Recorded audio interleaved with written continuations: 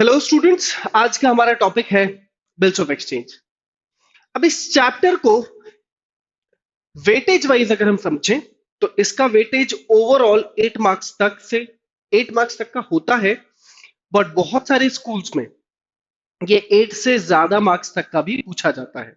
So it can go up to 10 marks और at times they can also ask questions up to 12 marks. So one of the most important chapters में मैं इसे count करता हूं and that is Y इस पूरी series के अंदर मैं ये बिल्स ऑफ एक्सचेंज को आपको इस पर्टिकुलर टाइम पे पढ़ा रहा हूं। चैप्टर जो है वो पूरा का पूरा जर्नल एंट्रीज बेस्ड है। तो अगर आपकी जर्नल एंट्रीज वीक हैं तो you need to revise your journal entries first.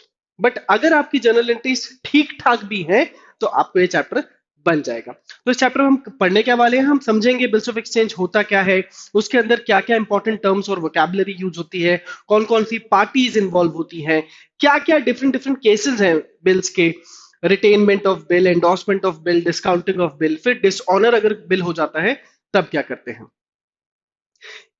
पूरे सेशन को ध्यान से देखिएगा क्योंकि ये चैप्टर वेटेज वाइज बहुत ज्यादा मार्क्स कैरी करता है। और कोशिश करिए कि आप साथ साथ ही साथ नोट्स बनाते हुए चले।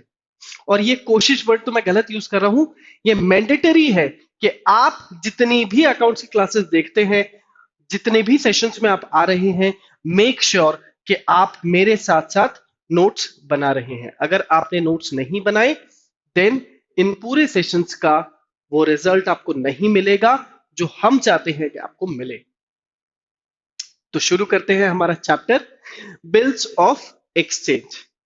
अब बिल्स ऑफ एक्सचेंज को समझने के लिए बेसिकली मैं आपको एक छोटे से एग्जांपल से इस पूरे टर्म को, इस पूरे टूल को समझाने की कोशिश करता हूं। वो ये है कि let's imagine there is a seller who is A and there is a buyer who is B. भाई एक सेलर है जिसका नाम है ए और एक बायर है जिसका नाम है B. We all know that there can be two types of sales which a seller can do with a buyer. दो तरीके की सेल्स की जा सकती हैं पूरे वर्ल्ड में। वो दो तरीके की सेल्स क्या होती हैं? एक है कैश सेल्स और एक है क्रेडिट सेल्स। अब ये पूरा चैप्टर रिवॉल्व हो रहा है क्रेडिट सेल्स के ऊपर। ठीक है, तो जैसे कि मैंने कहा कि हम दो तरीके की सेल्स कर सकते हैं, one is cash sales, another one is credit sales. जाहिर सी बात है कि क्रेडिट सेल उन्हीं कस्टमर्स के साथ की जाती है, उन्हीं बायर्स के साथ की जाती है जो कि हमारे लिए नोन होते हैं। नोन का मतलब जिनको ये सेलर जानता है, पहचानता है, ये उन्हीं बायर्स को सामान उधार पर बेचेगा। कॉमन सेंस की बात है, आप भी अगर सेलर होते तो आप क्रेडिट उन्हीं बायर्स को देते जिनको आप जानते हैं। पर कहानी तब ट्विस्टेड हो जाती है जब हम बात करते हैं एक अननोन बायर को क्रेडिट सेल करने की। Now when we do a normal credit sale to a customer, वो अकाउंट्स की वोकैबुलरी में हमारा डेटर बन जाता था। ये आपने पढ़ा हुआ है। Debtors are those customers to whom we have sold goods on credit, ये तो हमें पता है। पर अगर हम अननोन बायर को क्रेडिट सेल करेंगे तो पहली चीज, एक तो रिस्क है कि वो अननोन है, और क्या हमें इस बायर को सेल करनी चाहिए, क्रेडिट सेल करनी चाहिए, ये सवाल उठता है। और ऐसे ही कुछ प्रॉब्लम्स आ रही थी 18th सेंचुरी में इंडिया में जब ब्रिटिश गवर्नमेंट हुआ करती थी। उस टाइम भी merchants were not used to give credits to unknown buyers and that was a very huge block in the trades. Trading possible नहीं हो पा रही थी क्योंकि नए मर्चेंट्स नए बायर्स को क्रेडिट देने के लिए रेडी नहीं थे। और ब्रिटिश गवर्नमेंट के लिए इंडिया बीइंग अ कॉलोनी, ये चीज होना बहुत खतरनाक था। अगर ट्रेड ढंग से नहीं होता तो ब्रिटिश गवर्नमेंट का वो जो कॉलोनाइजेशन का पर्पस है वो फुलफिल नहीं होता। और इसी समस्या को दूर करने के लिए कि एक अननोन बायर पे किस तरीके से ट्रस्ट दिलाया जाए, गवर्नमेंट ने इंटरवेंशन किया और गवर्नमेंट ने एक लॉ लाया, एक एक्ट लाया जिसका नाम है इंडियन नेगोशिएबल इंस्ट्रूमेंट एक्ट 1881। इस एक्ट में हमें एक टूल दिया गया जिसके जरिए हम क्रेडिट में सेल कर पाएंगे, एक एक एक सेलर एक अननोन बायर को सेल कर पाएगा with the security of the government. अब ये कैसे पॉसिबल हो पाया, चलिए और डिटेल में समझते हैं। तो प्रॉब्लम का सोल्यूशन आया in the way of negotiable instrument act 1881। उसमें हमें एक टूल दिया गया जिसका नाम था बिल्स ऑफ एक्सचेंज, और उसमें गवर्नमेंट ने यह बोला कि अगर कोई सेलर किसी बायर को क्रेडिट सेल करना चाहता है बट उस पर ट्रस्ट नहीं करता क्योंकि वो अननोन बायर है, वो एक स्ट्रेंज पर्सन है, so the seller can go to a lawyer, can have a stamp paper, and buyer से वो एक स्टेटमेंट लिखवा सकता है उस स्टैम्प पेपर में कि बायर उसे कब, कितना एंड किसको, तीन बातें बायर उस स्टैम्प पेपर में लिखेगा। वो तीन बातें क्या होंगी, when is the amount of bill will be due, how much amount will be paid and to whom the amount will be paid. ये तीन बातें सेलर बायर को ले जाकर एक स्टैम्प पेपर में, आपने देखा होगा स्टैम्प पेपर जिस पे लैंड डील्स होती हैं, जिस पे बड़े बड़े कॉन्ट्रैक्ट साइन होते हैं, ऊपर ऐसा स्टैम्प सा प्रिंट होता है। तो आई एम डैम श्योर आप सभी ने ये चीज देखी ही होगी। सो उस स्टैम्प पेपर पे एक लॉयर के सामने, एक एडवोकेट के सामने ये बायर स्टेटमेंट्स लिखता है, एक रिटन प्रॉमिस कर देता है टू द सेलर कि मैं आपको इतना अमाउंट इस डेट पर देने वाला हूं। तो जहां हम नॉर्मल क्रेडिट सेल कर रहे थे वहां हम ये सब प्रोसेस नहीं कर रहे थे। वहां जो लोग थे, जो हमारी नॉर्मल क्रेडिट सेल से जो हमारा कस्टमर बन रहा था, उसको हम डेटर बुला रहे थे, क्योंकि डेटर जो होता है वो सिक्योर्ड नहीं होता। डेटर वो लोग हैं जिनको हमने सिर्फ अपने म्यूचुअल ट्रस्ट पे क्रेडिट दे दिया है, इसीलिए डेटर्स जब पैसे नहीं देते तो हम बैड डेट्स लिखते हैं। बैड डेट्स मतलब bad debtor. But bills of exchange के आने के बाद ये प्रॉब्लम सॉल्व हो गई कि एक अननोन बायर को भी क्रेडिट में सेल किया जा सकता है। कोई भी सेलर किसी को भी सेल कर सकता है, और अगर उसे उस पर ट्रस्ट नहीं है तो ही और she can go to lawyer with that buyer. वहां पे वो रिटन स्टेटमेंट एक स्टैम्प पेपर पे लिखेगा, उसके बाद उस पे सेलर के, बायर के, दो आई विटनेस के और एडवोकेट के सील एंड साइन हो जाएंगे, तो वो स्टैम्प पेपर एक नेगोशिएबल इंस्ट्रूमेंट में कन्वर्ट हो जाएगा। ये नेगोशिएबल इंस्ट्रूमेंट है क्या? नेगोशिएबल इंस्ट्रूमेंट वो होते हैं जो कि इंस्टेड ऑफ करेंसी यूज हो सकते हैं, लाइक चेक्स। सबसे अच्छा एग्जांपल है नेगोशिएबल इंस्ट्रूमेंट्स को समझने का, जैसे कि चेक्स। आप किसी भी बैंक का चेक अगर किसी को देते हैं वाया पेमेंट टू पे समथिंग, तो सामने वाला उसे मना नहीं कर सकता क्योंकि वो बैंक का चेक है। बैंक का cheque as a currency Indian economy में यूज हो सकता है। उसी तरीके से बिल्स ऑफ एक्सचेंज को भी नेगोशिएबल इंस्ट्रूमेंट का दर्जा मिल गया। 1881 में ये एक्ट आया। इसके सेक्शन 5 में हमें ये मीनिंग दिया हुआ है that it is a written instrument containing a written order, unconditional order. यहां ऑर्डर जो है वो अनकंडीशनल है कि अगर पेमेंट नहीं हुआ तब क्या होगा, ये बातें नहीं लिखी गई हैं, इसलिए इसे अनकंडीशनल ऑर्डर कहा जाता है। Duly signed by the maker. Maker कौन होता है? जो बिल बनवा रहा है, जिसे हम सेलर बोलते हैं। जिसके ऊपर बिल बनवाया जा रहा है वो ड्रॉई होता है। सेलर जो बिल ड्रॉ करवाता है इसे हम ड्रॉर भी बोलते हैं, मेकर भी बोलते हैं। जिसके ऊपर बिल ड्रॉ होता है वो ड्रॉई बन जाता है। और आगे क्या लिखा है? Directing a certain person to pay a certain sum of money. जैसे कि मैंने बोला कि हम उसको ऑर्डर देते हैं कि वो हमें एक सम ऑफ अमाउंट देगा, एक पर्टिकुलर डेट पे देगा, और या तो वो हमें देगा, मींस जिसने बिल ड्रॉ किया है, या फिर वो हमारे ऑर्डर पे, जिसको हम ऑर्डर करेंगे उसको हमारे बायर को पेमेंट करना पड़ेगा। इस पूरे प्रोसेस को बोला गया bill of exchange. And when you draw a bill of exchange, तब वो बायर आपका डेटर नहीं कहलाता, तब वो बायर आपके लिए बन जाता है बिल्स रिसीवेबल। क्या बन जाता है? Bills receivable. एंड सेलर उस बायर के लिए क्या बन जाता है? Bills payable. तो कई बार आप लोगों को कंफ्यूजन होता भी होगा और ये बहुत बार वाइवा में आपसे पूछा जाएगा, 12th में भी पूछा जाएगा कि क्या टेक्निकल डिफरेंस है बिल्स रिसीवेबल और डेटर्स में। दोनों को तो क्रेडिट सेल किया है, फिर दोनों को अलग अलग क्यों लिखते हैं?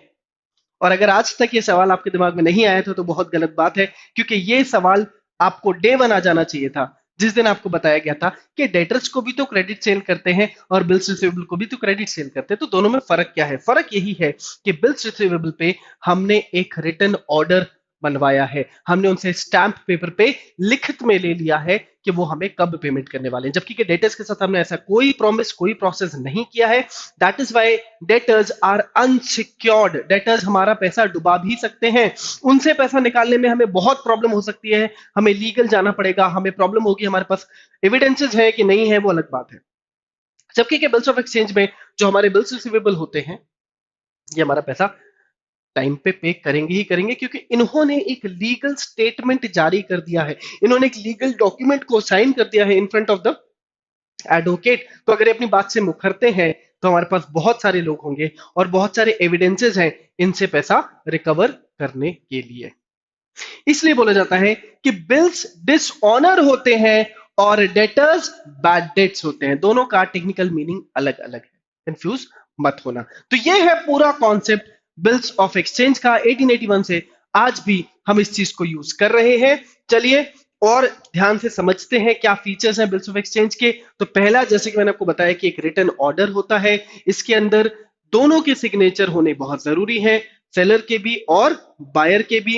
It is an unconditional order, that means हम बायर को ये बोल तो रहे हैं कि हमें लिखित में चाहिए, we want these three things in writing form, but we are not giving any other conditions, we are not attaching any other conditions. What I mean by conditions is कि अगर इस कस्टमर ने हमें टाइमली पेमेंट नहीं किया, अगर इसने इस प्रॉमिस को पूरा नहीं किया तो क्या होगा, ये बातें नहीं लिखी गई हैं, इसीलिए इसे अनकंडीशनल ऑर्डर बोला जाता है। The specified amount is payable to the person named in the bill or to his order. मतलब ये कि बिल में जिसका नाम लिखा गया है उसको पेमेंट की जाएगी, या फिर अगर ड्रॉर ने, अगर सेलर ने ये बोल दिया कि I will give the order and you have to pay the money to the person, then in that case seller जिसको बोलेगा कि भाई आप सी को जाके पेमेंट करके आ जाओ, तो अगर ए ने बोल दिया कि सी को पेमेंट करके आ जाओ तो बी को पेमेंट सी को करनी पड़ेगी, ए ने बोल दिया डी को पेमेंट करके आ जाओ तो B has to pay to the person D. So this is also a feature of bill of exchange कि या तो जिसका नाम लिखा है उसको दिया जाता है, या फिर जो मेकर ऑफ द बिल है उसने जो ऑर्डर पास किया है उसके हिसाब से आपको पेमेंट करना पड़ेगा। इसके अलावा इसमें डेट मेंशन होना बहुत जरूरी है, पेमेंट कब होगी जिसे हम मैच्योरिटी डेट बोलते हैं। एंड लास्ट, जब तक ये बायर, जिसे हम ड्रॉई बोलते हैं, ये एक्सेप्ट नहीं कर देगा, ये अपना उस पर सिग्नेचर नहीं कर देगा, तो वो बिल ऑफ एक्सचेंज नहीं माना जाएगा, वो ड्राफ्ट माना जाएगा। वो बिल नहीं है, वो ड्राफ्ट है, वो ड्राफ्ट ही रहेगा जब तक उस पे ड्रॉई का प्रॉपर सिग्नेचर नहीं हो जाता। तो इसका एक्सेप्टेंस मैंडेटरी है, किसका? बायर का एक्सेप्टेंस मैंडेटरी होता है। इस पूरी कहानी में तीन बहुत इंपॉर्टेंट वर्ड्स हैं और तीन बहुत इंपॉर्टेंट लोग हैं जिसके अराउंड हमें इस पूरे चैप्टर को पढ़ना है। ठीक है, चलिए उन तीनों के बारे में फिर से आपको बता देता हूं। ऑलरेडी मैंने आपको बता दिया है, बट मैं आपको और डिटेल में समझाता हूं ताकि कोई भी कंफ्यूजन ना रहे हमारे लिए। ठीक है, तो वो तीन लोग कौन है?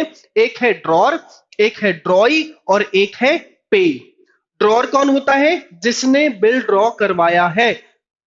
This is very general knowledge कि हमेशा और हमेशा ड्रॉर कोई नहीं होगा, हमेशा वो सेलर ही होगा। जो सामान बेच रहा है, जो सेल्स कर रहा है, वो सिक्योरिटी चाहता है। बायर थोड़ी ट्रस्ट का प्रॉब्लम फेस कर रहा है, सेलर ट्रस्ट का प्रॉब्लम फेस कर रहा है। सेलर का गुड्स आप लेकर जा रहे हो, so he is bearing the risk.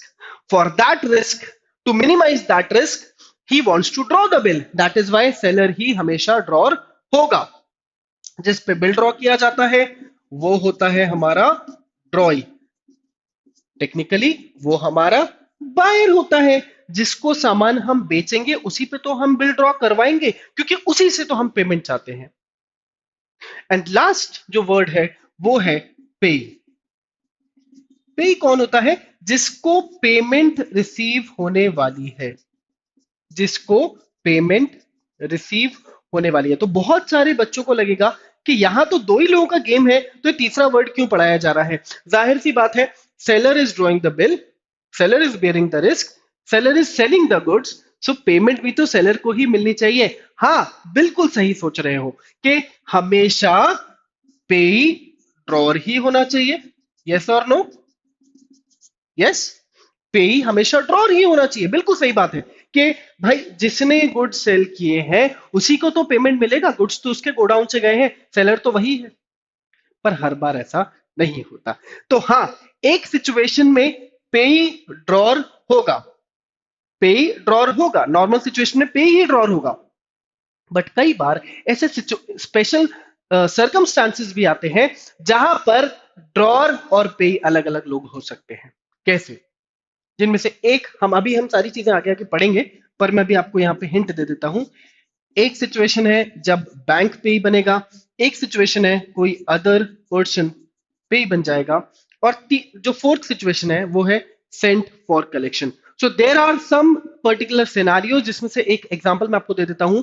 अगर मैं सेलर हूं, आप बायर हो, मैंने आप पे बिल ड्रॉ किया और मैंने ये बोला कि आप मुझे पेमेंट ना करते हुए मेरे सप्लायर को पेमेंट कर देना, तो यहां देखो, ड्रॉर मैं हूं और पे मेरा सप्लायर है। इट मींस अब यहां तीन लोग इन्वॉल्व हो गए हैं, and this is logically possible.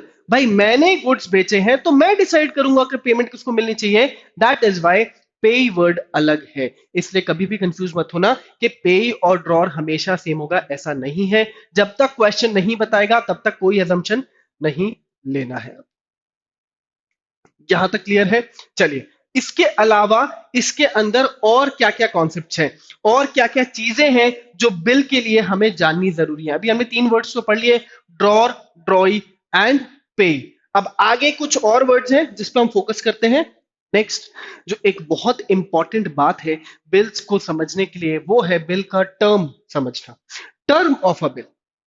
अभी मैंने आपको बताया कि आप क्रेडिट सेल करने जा रहे हैं, तो क्रेडिट अगर आप सेल करेंगे तो आप सामने वाले से एक्सपेक्ट करेंगे कि वो एक पर्टिकुलर डेट तक पेमेंट कर दे। हम अनलिमिटेड पीरियड ऑफ टाइम के लिए थोड़ी क्रेडिट देने वाले हैं। तो जितने टाइम पीरियड के लिए बिल बनाया जाएगा, जितने महीनों का क्रेडिट दिया जा रहा है, उसे हम बुलाते हैं टर्म ऑफ अ बिल।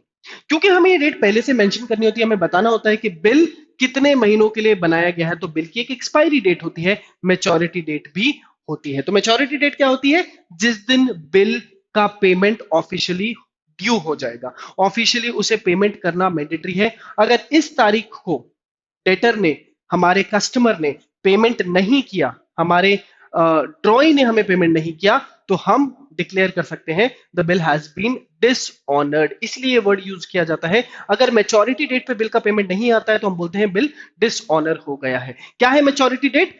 जब बिल एक्सपायर हो जाएगा। पर इसके अंदर भी एक बहुत इंपॉर्टेंट बात आपको ध्यान में रखनी है, वो है 3 days of grace. 3 days of grace. तो रूल क्या है? जितने भी महीने का बिल बनेगा, रूल ये है, एक्ट के हिसाब से तो 3 महीने से ज्यादा का क्रेडिट नहीं दिया जाता है।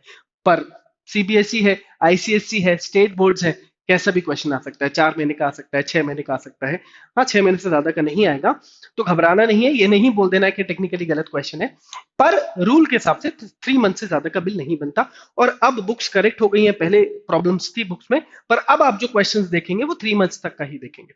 तो 3 मंथ्स का अगर कोई बिल बना रहा है, 1 मंथ का बिल बना रहा है, 2 मंथ्स का बिल बना रहा है, तो जितने भी टाइम पीरियड का बिल बनाए उसके अलावा as per the law 3 days of grace extra देने जरूरी है। मतलब ये कि अगर 1 जनवरी को मैंने बिल ड्रॉ किया फॉर 3 मंथ्स, ध्यान से सुनो, 1 जनवरी को मैंने बिल ड्रॉ किया फॉर 3 मंथ्स, तो बिल की ड्यू डेट क्या होगी? चलिए निकालते हैं। सो जनवरी से लेके पूरा पूरा जनवरी निकल गया, पूरा फेब निकल गया, पूरा मार्च निकल गया, 3 महीने हो गए।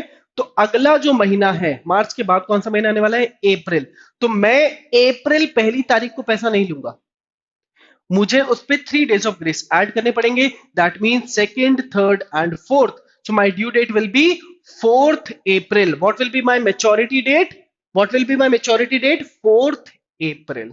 तो जब भी कोई भी क्वेश्चन देखोगे उसमें 3 डेज ऑफ ग्रेस ऐड करना ही करना है। बिल डेज के लिए भी बनाया जा सकता है, बिल मंथ्स के लिए भी बनाया जा सकता है। अ bill can be drawn for a period of 45 days also, 40 days also, और 1 मंथ ऑल्सो, 2 मंथ ऑल्सो। अगर 40 डेज का बिल है तो याद रहे 40 प्लस 3 मैंडेटरी है। 45 डेज का बिल है, 45 प्लस 3 करना मैंडेटरी। कुछ एग्जांपल से और समझेंगे। आगे चलते हैं। दो स्पेशल सिनेरियोज हैं जहां पर मेच्योरिटी डेट में थोड़ा सा ट्विस्ट आ जाता है। वो ये है कि अगर मेच्योरिटी डेट किसी पब्लिक हॉलिडे पे फॉल हो रहा है, पब्लिक हॉलिडे का यहां पे मतलब है जो बैंक हॉलिडेज होते हैं, नेशनल हॉलिडेज होते हैं, जैसे independence day, Republic day and so on, जितने भी नेशनल हॉलिडेज हैं, नेशनल फेस्टिवल्स हैं, जितने भी कैलेंडर हॉलिडेज होते हैं, उस तारीख पर अगर आपकी मैच्योरिटी डेट आती है, फॉर एग्जांपल 15 अगस्त को मैच्योरिटी डेट फॉल हो रही है एज पर द कैलकुलेशन, तो हमें -1 कर देना है। तो हमें क्या कर देना है? -1 डे, मतलब 15 की जगह हम पीछे आ जाएंगे, हमारी मैच्योरिटी डेट 14 अगस्त कहलाएगी। ये रूल है पब्लिक हॉलिडे के लिए। जबकि के अगर कोई इंसिडेंटल हॉलिडे पड़ जाता है, इंसिडेंटल हॉलिडे से मतलब है अनएक्सपेक्टेड, लाइक कोरोना हो गया, पैंडेमिक हो गया, लॉकडाउन लग गया, लॉकआउट हो गया, पॉलिटिकल डिस्टर्बेंसेस हो गए, वॉर हो गए, राइट्स हो गए, और इस चक्कर में बैंक्स बंद हो गए, ये इंसिडेंटल है। कोई नेचुरल कैलामिटी आ गई, तो अगर कोई इंसिडेंट हॉलिडे होता है तो हम उसे +1 लेकर चलते हैं, मतलब next working day. For example 17 नवंबर आपकी मैच्योरिटी डेट आनी थी, पर उसी दिन बैंक्स बंद हो गए इंसिडेंटली, तो आपकी ड्यू डेट आगे शिफ्ट हो जाएगी, that means 18th of November. इसको ऐसे याद रखना, नेशनल हॉलीडेज हमें पहले से पता होता है, इसलिए वहां पे डेज ऑफ ग्रेस 3 ना होकर 2 हो जाएंगे, क्योंकि आप पहले से जानते हैं कि नेशनल हॉलिडे उस दिन पे पड़ रहा है। पर इंसिडेंटल हॉलिडे आपको नहीं पता होगा, कभी भी हो सकता है, तो आप पहले से प्रेडिक्ट नहीं कर सकते, तो जाहिर सी बात है नेक्स्ट वर्किंग डे ही आपका मैच्योरिटी डेट शिफ्ट हो जाता है। कुछ क्वेश्चंस के साथ आपको और समझाता हूं कैसे कैलकुलेशन किया जाता है। एग्जाम्पल के तौर पे सपोज क्वेश्चन में हमें बोला गया है कि जो बिल है उसकी draw date, drawing date, bill जिस दिन ड्रॉ हुआ, क्योंकि हम मैच्योरिटी वहीं से काउंट करेंगे। हाँ, इसका भी ध्यान रखें कि बिल जिस दिन ड्रॉ होता है उसी दिन एक्सेप्ट भी हो जाता है, ऐसा हमारा अजम्पशन है। अगर क्वेश्चन में डेट ऑफ ड्राइंग अलग है और डेट ऑफ एक्सेप्टेंस अलग है और कुछ इंफॉर्मेशन नहीं दिया है, तो डेट ऑफ ड्राइंग से ही बिल काउंट होगा। पर अगर बिल आफ्टर साइट है, बिल आफ्टर एक्सेप्टेंस वाला बिल बनाया गया है, ये क्वेश्चन आपको मेंशन कर देता है, तब आपको डेट ऑफ एक्सेप्टेंस से डेट काउंट करनी होती है। बट इतना सब कुछ नहीं आता है, बहुत ही फ्लैट क्वेश्चंस होते हैं। डेट रिलेटेड आपको ज्यादा से ज्यादा कोई क्वेश्चन आएगा तो एमसीक्यू बेस्ड क्वेश्चंस आएंगे, तो वो कैसे करने हैं एक बार फोकस करते हैं। पहला सिचुएशन मैंने यहाँ पे लिया हुआ है, 13 अगस्त को एक बिल बनाया जाता है और जिसकी मेच्योरिटी रखी गई है 3 मंथ्स। तो चलिए काउंट करते हैं कैसे मिलेगा हमारा ड्यू डेट, मेच्योरिटी डेट। 13 अगस्त से एक महीना हो जाएगा 13 सितंबर, उसके बाद दूसरा महीना कब हो जाएगा 13 अक्टूबर, और तीसरा महीना कहां पे आके खत्म हो जाएगा 13 ऑफ नवंबर। तो नॉर्मली अगर डेज ऑफ ग्रेस नहीं होते तो हमारी मेच्योरिटी आ जाती 13 ऑफ नवंबर को, बट हम ऐसा नहीं करेंगे, 3 डेज ऑफ ग्रेस का रूल है, तो 13 + 3 विल गिव अस 16 नवंबर। तो हमारी मैच्योरिटी डेट क्या होगी? मैच्योरिटी डेट होगी 16 ऑफ नवंबर। अगर 16 ऑफ नवंबर संडे है, पब्लिक हॉलिडे है, तो हम पीछे शिफ्ट हो जाएंगे, दैट मींस 15 नवंबर। और अगर वो कोई इंसिडेंटल हॉलिडे हो जाता है तो आपकी मैच्योरिटी डेट 17 नवंबर हो जाएगी। एक और एग्जांपल लिया है डेज का, 21 अक्टूबर को बिल ड्रॉ हो रहा है, 40 डेज का बिल है, याद रहे 40 + 3 आपको काउंट करना है, दैट इज 43 डेज। अब डेज के ऊपर काफी बच्चों को कंफ्यूजन होता है, एक एग्जांपल देख लो, सब कुछ क्लियर हो जाएगा। जो 21 अक्टूबर, अब हमें पता है कि अक्टूबर में 31 डेज होते हैं, अक्टूबर में 31 डेज होते हैं, यस। तो 31 में से 21 हटा दो, तो नंबर ऑफ डेज लेफ्ट कितने हुए? 10 डेज। हमें कितने डेज का बिल बनाना है? 43 डेज का बिल बनाना है। 31 अक्टूबर, 31 डेज में जिस दिन तक बिल ड्रॉ होता है उतने दिन हटाने होते हैं। इससे हमें समझ में आता है डेज के क्वेश्चंस में जिस दिन बिल ड्रॉ हुआ है वो दिन काउंट नहीं होता, हम उसके नेक्स्ट डे से जो टाइम पीरियड है, टर्म है, वो काउंट करते हैं। इसीलिए 21 हटा रहा हूं। जो 21 अक्टूबर से 31 अक्टूबर के बीच का गैप है 10 डेज का। नाउ आई नीड 40 डेज, तो 10 डेज चले गए, 30 डेज बचे। वो 30 डेज किसके हो जाएंगे? नेक्स्ट पूरे मंथ के। नेक्स्ट पूरा मंथ क्या था? नवंबर था। एंड नवंबर में तो 30 डेज ही होते हैं, और अभी भी मुझे 3 दिन तो और चाहिए, क्योंकि मुझे 43 डेज का बिल बनाना था। इसलिए वो थर्ड डे, वो 3 दिन दिसंबर के हो जाएंगे। इसीलिए 3 December will be my maturity date. क्या होगा? 3 December will become my maturity date. ध्यान रहे, पब्लिक हॉलीडे है अगर इस तारीख पे, तो आगे शिफ्ट हो जाना है, अगर इंसिडेंटल हॉलीडे तो पीछे आ जाना है। पर ये सारी चीजें फुल लेंथ क्वेश्चंस में आपको नहीं बोली जाएंगी।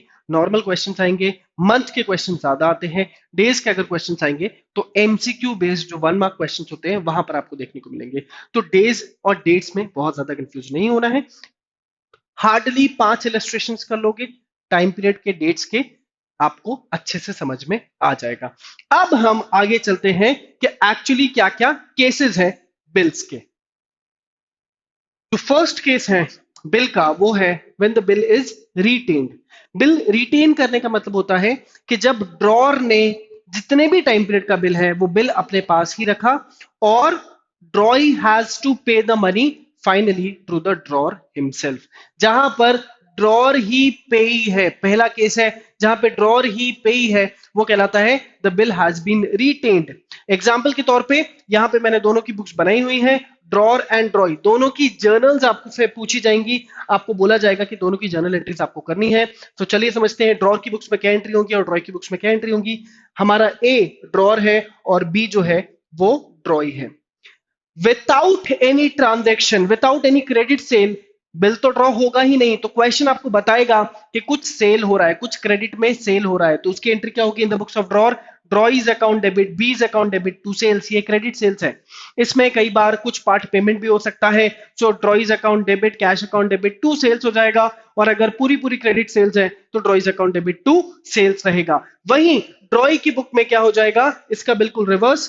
For us it is sales, for him it is purchases, credit purchases. तो वह एंट्री क्या करेगा? Purchases account debit to drawer, purchases account debit to A's account.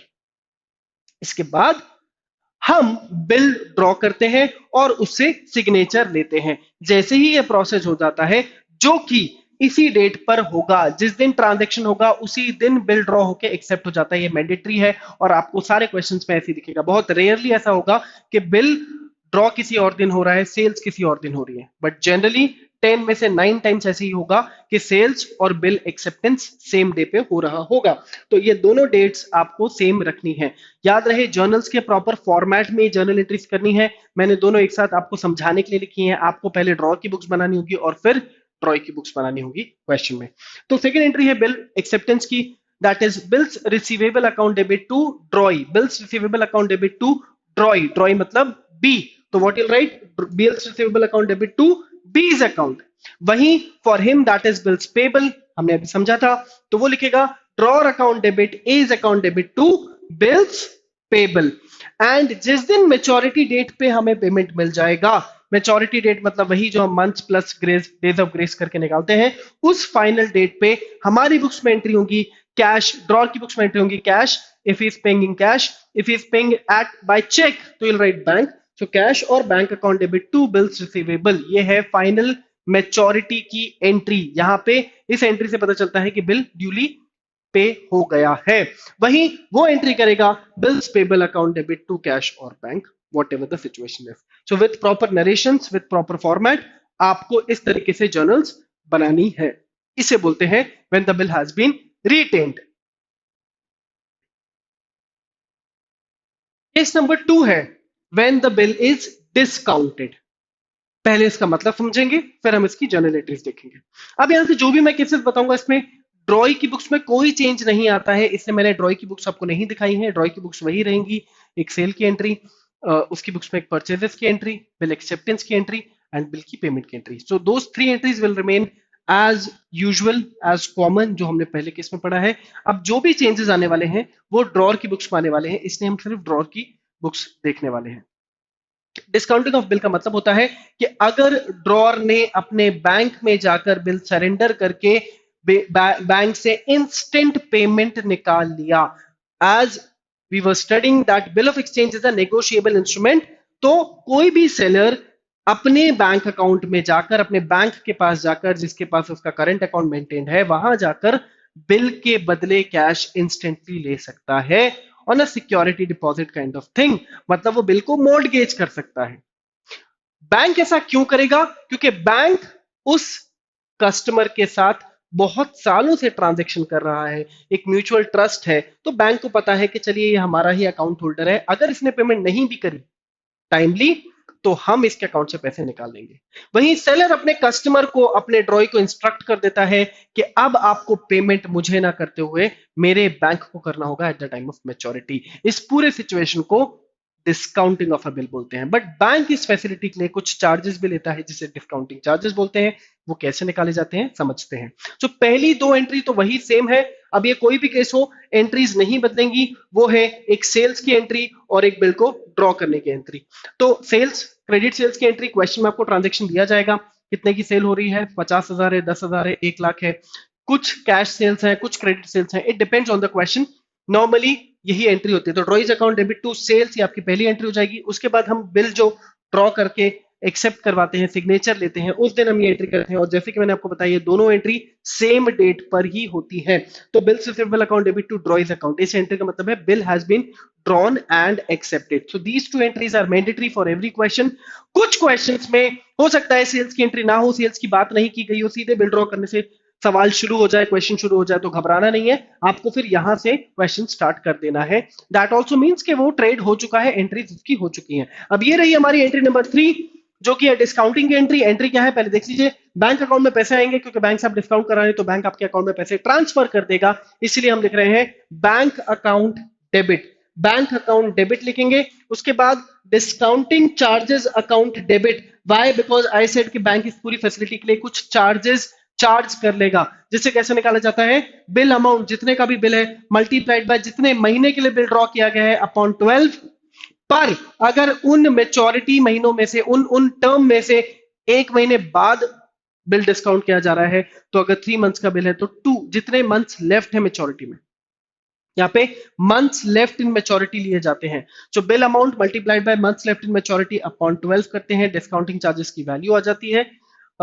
इसके साथ साथ क्वेश्चन में आपको रेट भी दिया रहेगा, सो रेट अपॉन 100 भी करना है। हाँ, so bill amount multiplied by rate upon 100 multiplied by months upon 12. This is the formula to calculate the discounting charges. Questions में डायरेक्टली भी दिया जा सकता है डिस्काउंटिंग चार्जेस, नहीं दिया होगा तो रेट देंगे और आपको मेच्योरिटी में कितने महीने बचे हैं वो ले लेना है, आपका ये वैल्यू निकल जाएगा। सो बैंक अकाउंट में क्या जाएगा? अगर डिस्काउंटिंग चार्जेस के नाम से अमाउंट काट लिया गया है तो रिमेनिंग अमाउंट शिफ्ट किया जाएगा। मतलब ये कि अगर मान लो 10,000 का बिल है, पर डिस्काउंटिंग चार्जेस के नाम से 10,000 का बिल है, डिस्काउंटिंग चार्जेस के नाम से 900 रुपए काट लिए जाते हैं, तो आपको बैंक पूरे पूरे 10,000 पे नहीं करता, बैंक आपको 9,100 ही पे करता है। पर याद रहे, हमारी बुक्स में ही ये चेंजेस हो रहे हैं, ड्रॉइंग बुक में कोई चेंज नहीं होगा। मेच्योरिटी डेट पे ड्रॉई अपनी बुक्स में वही रेगुलर एंट्री करेगा, bills payable account debit to bank, और वो बैंक को जाके 10,000 रुपए पूरे पूरे पे कर देगा। सो this is how you do the discounting of bill. चलिए आगे बढ़ते हैं नेक्स्ट केस की तरफ। थर्ड केस है हमारा when the bill has been endorsed. Endorsed का मतलब क्या होता है? जैसे मैंने आपको स्टार्टिंग में एक एग्जांपल दिया था कि अगर मैंने आपको कोई क्रेडिट में सेल किया है और आप पे बिल ड्रॉ किया है, and I am saying that you don't need to pay me, I have a supplier, इसकी मेरे पे पेमेंट कुछ पेंडिंग है, तो मैं उसको वो पेमेंट देना चाहता हूं, तो आप बीइंग माय कस्टमर मुझे ना पेमेंट देते हुए मेरे बिल की पेमेंट मेरे सप्लायर को देंगे। अब यहाँ पे वो थर्ड पर्सन आ गया है जिसे हम एंडोर्सी बोलते हैं। तो ड्रॉर अपने किसी फ्रेंड, अपने किसी सप्लायर के लिए पेमेंट करवा सकता है by the customer, by the ड्रॉई, क्योंकि उसके पास ये पूरे पूरे राइट्स होते हैं, क्योंकि हमने ऑर्डर में लिखा है कि either you have to pay to the drawer और the person to whom he will instruct. तो आपको जो ड्रॉर बोलेगा वैसा ही करना पड़ता है, कस्टमर को उसके ही ऑर्डर्स मानने पड़ेंगे क्योंकि उसने उससे सेल्स किया है। ठीक है, तो अब यहाँ पे क्या फर्क पड़ेगा, पहली दो एंट्री तो वही रहेंगी। आप देखिए ड्रॉई टू सेल्स वही है, ड्रॉई टू सेल्स जो ट्रांजैक्शन की एंट्री है, अगर क्वेश्चन में ट्रांजैक्शन की बात बोली गई है, बिल ड्रॉ और एक्सेप्ट होने की एंट्री भी वही है, bills receivable account debit to drawee's account. तो मैंने जैसे कि आपको बताया हर केस की पहली दो एंट्री सेम रहती है, कुछ नहीं बदलेगा, घबराना नहीं है, हर केस में ऐसा ही चलता रहता है। ज्यादा से ज्यादा क्या होता है, जीएसटी आ जाएगा, आपको पता है जीएसटी है तो टू आउटपुट जीएसटी वगैरह लगा देना है। और ज्यादा से ज्यादा क्या होगा कि कुछ सेल्स का कुछ पार्ट पेमेंट हो रहा होगा तो आपको कैश या बैंक अकाउंट डेबिट कर देना है, बट ये एंट्री नहीं बदलेगी, ये सेम रहने वाली है।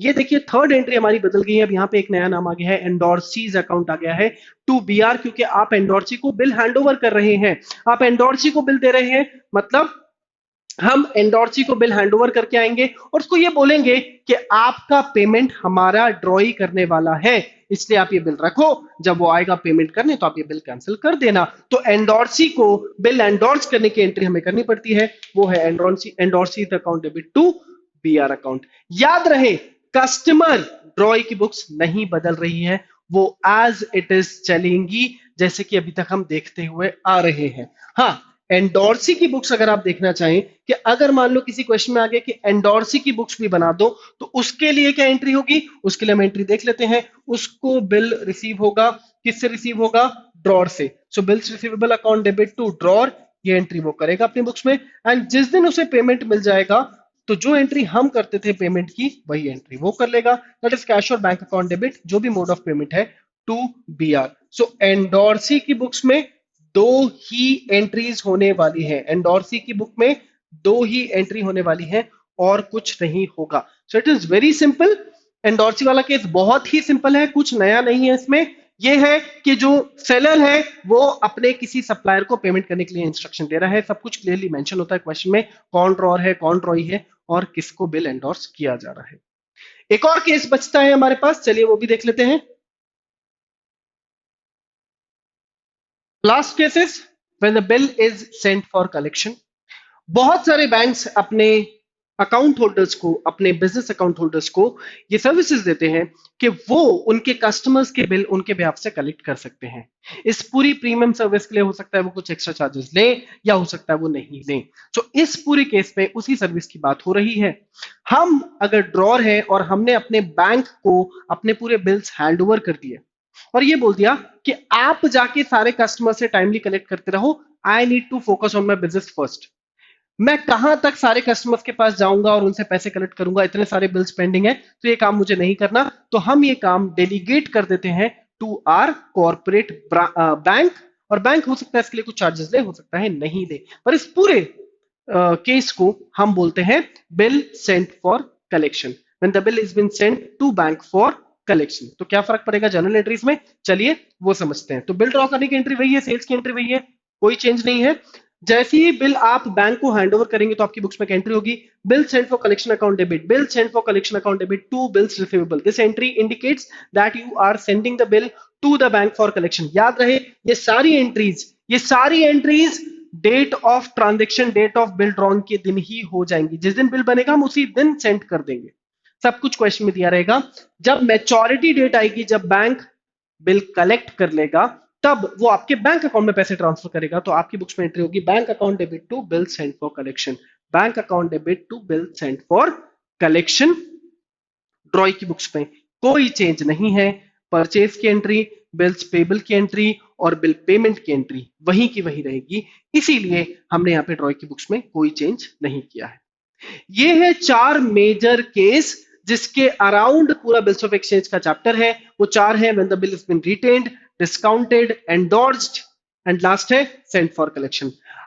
इन्हीं चार केसेस के ऊपर क्वेश्चंस बनते हैं। हो सकता है एक ही क्वेश्चन में आपको मल्टीपल बिल्स ड्रॉ करवा के मल्टीपल केसेस के क्वेश्चंस भी पूछ लिए जाए। इसका नेक्स्ट पार्ट है कि अगर टाइमली पेमेंट ना किया जाए, ऐसा भी तो हो सकता है कि बिल डिसऑनर हो जाए, जो हमारा ड्रॉई है वो उस डेट पे अगर पेमेंट ना करे तो क्या चेंजेस आएंगे, चलिए समझते हैं। डिसऑनर में भी वही चार केसेस होंगे, when the bill is been retained, if the bill is been discounted, endorsed और सेंट फॉर कलेक्शन। जो पहला केस है when the bill is retained, हमने बिल ड्रॉ किया, हमने वेट किया और कस्टमर ने टाइमली पेमेंट करने से मना कर दिया। तो पहली दो एंट्री, एक ट्रांजैक्शन की एंट्री और दूसरा बिल ड्रॉ करने की एंट्री, ये तो सेम रहेंगी, इनमें कोई चेंज नहीं आएगा। जो मैच्योरिटी डेट है उस दिन ड्रॉर की बुक्स की भी हम बात कर रहे हैं, ड्रॉर की बुक में एक रिवर्सल एंट्री होगी, एक डिसऑनर की एंट्री होगी, और वो होगी इस एंट्री का बिल्कुल reverse, B R to drawee. अगर ये बिल ड्रॉ करने की एंट्री थी तो डिसऑनर की एंट्री बनती है drawee to bills receivable, drawee to bills receivable to cash. यहाँ पे स्टार मार्क है, इसके ऊपर मुझे आपको कुछ बताना है, ध्यान से सुनिए। जब भी बिल डिसऑनर होता है तो जिसके पास बिल होता है उसे कोर्ट में जाके एक लॉयर को हायर करके बिल डिसऑनर के लिए एक लीगल प्रोसेस करना पड़ता है। इस पूरे प्रोसेस में अमाउंट खर्च होता है, उसे बोलते हैं नोटिंग चार्जेस। क्या बोलते हैं?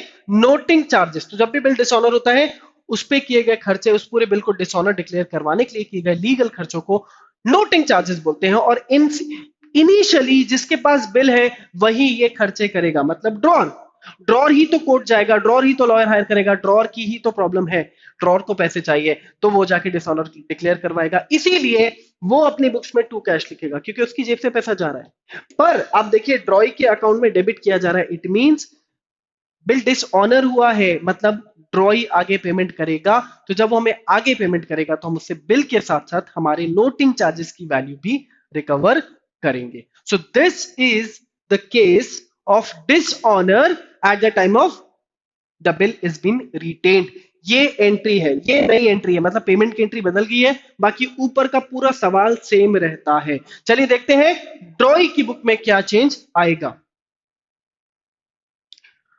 जो ड्रॉई है उसकी बुक में परचेजेस की एंट्री और बिल एक्सेप्टेंस की एंट्री तो सेम रहेगी। बिल एक्सेप्टेंस की एंट्री होती थी drawer's account debit to bills payable account, ये हमने देखा था। वहीं जब मेच्योरिटी डेट पे वो बिल पेमेंट नहीं कर पाएगा तो अपनी बुक्स में डिसऑनर की एंट्री पास करता है, bills payable account debit to drawer's account, bills payable to drawer. बिल्कुल इसका रिवर्सल है, पर बीच में एक नया अकाउंट आ गया, that is noting charges account. ये क्यों है? क्योंकि नोटिंग चार्जेस ओवरऑल पे तो ड्रॉई को ही करने पड़ेंगे, क्योंकि ड्रॉई का फॉल्ट है कि वो पेमेंट नहीं कर पाया। इसी वजह से अब वो ड्रॉर को न सिर्फ बिल का पेमेंट का अमाउंट देगा, पर साथ ही साथ जो डिसऑनर के चार्जेस पे किए गए हैं बाय द ड्रॉर, जिसे हम नोटिंग चार्जेस बोलते हैं, वो भी ड्रॉई को ही पे करने पड़ेंगे to the drawer. That is why he will be writing this account into his books. Debit क्यों कर रहा है? क्योंकि उसके लिए एक्सपेंस है, तो नोटिंग चार्जेस अकाउंट डेबिट हो जाएगा। अब ध्यान रहे डिसऑनर का कोई भी केस हो, डिस्काउंटिंग हो, एंडोर्समेंट हो, रिटेनमेंट हो या फिर सेंट फॉर कलेक्शन हो, ड्रॉई की बुक्स नहीं बदलेंगी, डिसऑनर की एंट्री नहीं बदलेगी, सब कुछ सेम रहेगा। अगेन जैसे कि मैंने आपको बताया था, चेंजेस कहां आने वाले हैं, सिर्फ ड्रॉर की बुक्स बदलने वाली है। तो अब हम आगे के केसेस ड्रॉर की बुक्स के साथ समझते हैं।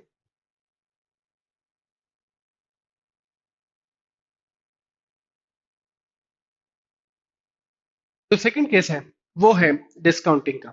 तो उसके डिसऑनर में क्या चेंज आता है, चलिए समझते हैं। बिल्स रिसीवेबल टू ड्रॉई, ये एंट्री तो करनी पड़ेगी, बिल ड्रॉ करने की एंट्री होती थी। फिर बिल डिस्काउंट भी होगा, तभी तो डिसऑनर हो रहा है। तो bank account debit, discounting charges account debit to BR, ये एंट्री भी रहेगी रहेगी। अब लास्ट एंट्री जो होती थी, जो एंट्री हम नहीं करते थे बट अब हमें करनी पड़ रही है क्योंकि बिल डिसऑनर हो गया है, तो बैंक हमसे रिकवर कर लेगा पूरा पूरा amount, and then the bank is paying the noting charges. So drawee's to bank, drawee's account debit to bank की एंट्री इंडिकेट कर रही है कि बिल जो डिस्काउंट हो गया था वो डिसऑनर हो गया है। और बैंक अकाउंट और इस पूरी एंट्री को आप bill amount plus noting charges के साथ पास करेंगे। बिल अमाउंट अगर 10,000 का है, नोटिंग चार्जेस 500 रुपए के लगे हैं, तो आपकी एंट्री 10,500 से की जाएगी। तो ध्यान रहे ये होती है last entry in the books of drawer eight the time of dishonour in case of discounting. ड्रॉई की बुक्स नहीं बदलने वाली है, वो बिल्कुल सेम रहेंगी, उनमें कोई चेंज नहीं है। Case number 3, when the bill has been endorsed. तो हमें पहले बिल एंडोर्स करना होता था, तो हमने बिल ड्रॉ किया, हमने बिल एंडोर्स किया, उसके बाद ये डिसऑनर हो गया, तो आपकी बुक्स में एंट्री होती है drawee's account debit to endorsee account. अगर बी ड्रॉई था, सी एंडोर्सी था, तो आपकी बुक्स में एंट्री हो जाएगी बी टू सी। याद रहे ये एंट्री भी आपको बिल प्लस नोटिंग चार्जेस के साथ पास करनी है। ड्रॉई की बुक्स में कोई चेंजेस नहीं होंगे। लास्ट केस के ऊपर बात करते हैं। बिल सेंट फॉर कलेक्शन, जहां पर हमने बिल बैंक्स को दिए थे कलेक्शन करने के लिए, पर ड्यू डेट पर पेमेंट नहीं हुई है, बट ड्रॉर के पास ही बिल है, डायरेक्ट इनडायरेक्टली ड्रॉर के पास ही बिल है, तो noting charges drawer has to pay. तो bill receivable account debit to drawee, bill draw करने की एंट्री थी। Bill send for collection to BR, bill send करने की एंट्री थी, हमने अभी देखी थी। उसके बाद ये होती है हमारी डिसऑनर की entry. In this case drawee's account debit to bill send for collection to bank. Why we are writing to bank? Because we are the draws and we have to pay the noting charges. क्योंकि bank को collection के लिए दिया था, bank थोड़ी पे करेगा, पे तो हम ही करेंगे, इसलिए ये बुक्स में हमारी एंट्री पास की जाएगी। ड्रॉय की बुक्स में कोई चेंज नहीं होने वाला है। तो ये है पूरा का पूरा chapter with all the cases, जहां पर हमने देखा कि नॉर्मल बिल क्या है, नॉर्मल केसेस अगर टाइमली पेमेंट होती है तब क्या होता है, और अगर डिसऑनर हो जाता है तब क्या किया जाता है। इस पूरे चैप्टर में जो मोस्ट इंपॉर्टेंट पार्ट है अगर हम उसकी बात करें, तो पहला, थ्योरी को आपको एमसीक्यू लेवल पे ही पढ़ना है। कोशिश करें जो 1 मार्क्स के क्वेश्चंस बन सकते हैं, खासकर टर्म ऑफ अ बिल वाले क्वेश्चंस, डेट्स वाले क्वेश्चन, और ऑब्जेक्टिव क्वेश्चंस जितने भी आप जिस भी बुक को रेफर कर रहे हैं उस बुक से ऑब्जेक्टिव क्वेश्चंस ध्यान से पढ़ें, इससे अच्छी खासी थ्योरी आएगी। साथ ही साथ मैंने थ्योरी में 3 मार्क्स भी लिखा हुआ है, क्योंकि कई बार कुछ स्कूल्स में बिल ऑफ एक्सचेंज के फीचर्स के ऊपर, parties of the bill of exchange, term of a bill के ऊपर, इस तरीके से बहुत सारे क्वेश्चंस 3 मार्क्स में भी पूछे गए हैं।